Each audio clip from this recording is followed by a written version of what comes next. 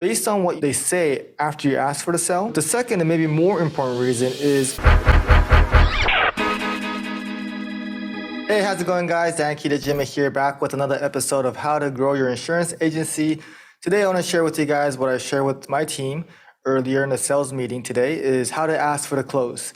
Now, this is very important because, some of us is really good at building rapport and presenting the coverage, all that stuff. But if you don't know how to ask for the close properly with the right timing, then you may not get the sale. So I just want to share with you guys that, a couple of episodes ago, I also reminded my team how important it is to follow up, how to clarify their problem and emphasize their pain. We're just a couple of days away from Halloween, so I just want to first share with you guys a strategy, I guess you could call it, about how to get more insurance sales, and that is to emphasize and kind of sell, because it's spooky season right now, fear. All right, as insurance agents, what we have to do here is really scare our clients, scare our prospects. And it's true because we're not making anything up here. It is very scary to be driving without insurance, driving with low coverage. Sometimes as insurance agents, we don't emphasize or take their situation a little bit too casually if they don't have an insurance or if they have low coverage. We'll talk about them on the quote and just not make it sound like a big deal. And if you don't make it sound like a big deal, then they'll think it's not a big deal and they'll think it's okay to have these low coverages or not have insurance. And, as insurance agents, we can't beat free. So if they have no insurance and they think can't beat that, then that's not a good situation to be in. So if they don't have any insurance, or if they have low coverage, I think it's okay to really let them know in a genuine way, because you do care about them, not in a way where you just scare them for no reason just to get the sale, but genuinely caring and letting them know that, oh my God, with those coverages there, if something happened, like for example, if you hit my boss's car, that's $100,000 car there, you will have to pay the rest, or they could garnish your wages, depending on what state you are, up to 25% until that's paid off, because insurance companies aren't going to just let people off the hook like that. Different ways to convey what their consequences of their situation is. So a really good salesperson will be able to transition a person's mindset from, can I get a quote because I want to save money, to, oh my God, I didn't know about this, I'm scared now, to thank you so much for protecting me. If you're able to have somebody go through those phases, then you're going to be great at insurance sales. Then let's go over that again. Can I try to save money with you? Oh my God, I didn't know that's my current situation, to thank you for protecting me. So let's move on to how to ask for the close. All right, so first of all, I want to share with you guys the importance of asking for the close. It's similar to dating. They're not gonna make that first move. You have to show them interest, but you also have to do it in a way that's not desperate. And you also have to wait for the right timing. If you ask for it too soon, it could be a deal breaker, because just like dating, if you ask for the close too soon, it's gonna get really awkward and you're gonna get a big fat no in front of your face. So you have to wait for the right signals. If everything's sounding good, you could ask some pre-close questions like, hey, how does this coverage sound?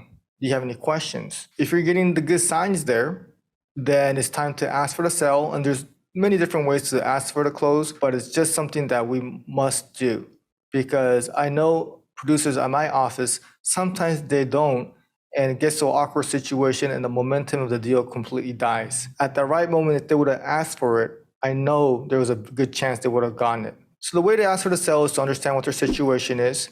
Okay, so sometimes it's just okay to just go for the straightforward one. All right, great. So do you want to go ahead and get this started today? Another one is effective date close. So yeah, thank you for letting me know that your policy renews on the 1st year. So do you want to go ahead and get this started as the 1st? The effective date close. And I think my personal favorite is the payment close, which is, all right, so it's going to be $250 down and $200 per month. So the $200 to get us going, to set everything up right now. Do you want to go ahead and take care of that with a Visa, MasterCard, American Express, or with your routing and account information? Payment close. All right, so those are the ones. There's probably more. Maybe you could put them in the comments below what type of closes you guys like at your agency. But what I think I do want to share with you guys is that when you ask for the close, to not say anything right after you ask. This is really important here because what they say is so important right after. And in fact, if they don't say anything for a while, that means they're thinking about it. And the longer you make them wait in their silence, the better chance they'll say yes, because they can't stand the awkwardness. What you don't want to do is ask for the sale, hey, do you want to go ahead and get it started today? If they don't say anything for a split second, you get awkward and say, oh, do you want me to just email it over to you? Please do not do that. Just ask for the close and just really just wait till they say something. So the first reason to ask for the sale is because you may get more sales because you're asking now. But the second and maybe more important reason is based on what they say after you ask for the sale, most likely is going to be the true reason why they're not ready yet. And that information is so important. They may say, hey, you're more. Okay, thank you for letting me know that. That's information that you need to know. So you never want to get into a situation where you present a quote, you can't sell it, and you don't know why you couldn't sell it. But asking for the sale will help you understand why you didn't get the sale. Okay, it's too much. Hey, I agree. We really want to find something that you're comfortable with as far as your payments are, but we also want you to be comfortable with your coverage. But let's go over your coverage one more time and see what you want to maybe go over and reduce perhaps. Or did we go over all the discounts there? Hey, the homeowner's policy, I know you said that one's renews, but maybe we could go over that because if we combine it right now, so at least you know that the price is the issue right now. But you need to know that, and the only reason you know that is by asking, I need to talk to my wife. Yeah, I get it. I need to talk to my wife over every financial decision I make as well. So why don't I email you over the quote, have her take a look at it. She could contact me anytime as well. I'm going to text you my direct line. So you guys could text me, but everything is ready to go. Everything is verified and accurate. So when you're ready to go, I'm ready to go. I'm looking forward to talking to you soon.